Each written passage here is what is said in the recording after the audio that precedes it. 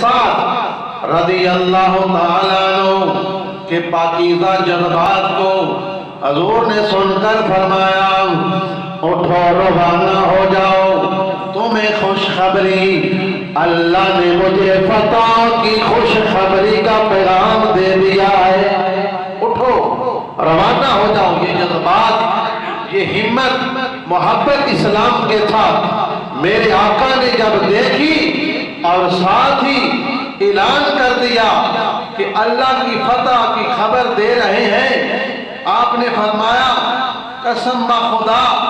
میں کافروں کے قتل ہونے کی جگہوں کو بھی دیکھ رہا ہوں۔ کیا کہا؟ جب صحابہ کے جذبات، جب صحابہ کی محبت اسلام کے ساتھ، جنگ جہاد میں جانے کے حوالے کے ساتھ حضور نے صحابہ کی گفتگو سنی، فرمایا صحابہ خوشخبری ہوئے، اللہ نے فتح دی خوشخبری دے بھیجیے۔ اے صحابہ میں اکھا نہ ویکھدا پیا، ابو جہل فلاں جگہ پہ مرے گا،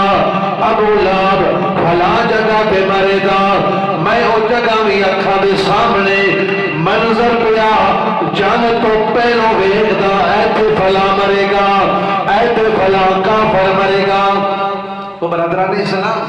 حضور نے خوشخبری دی اور کھا کے خدا کی قسم میں وہ جگہ دیکھ رہا ہوں،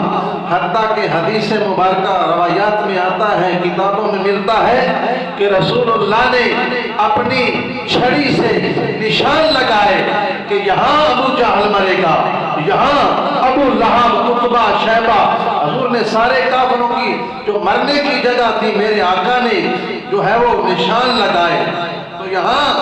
حضرت حباب بن منظر کا واقعہ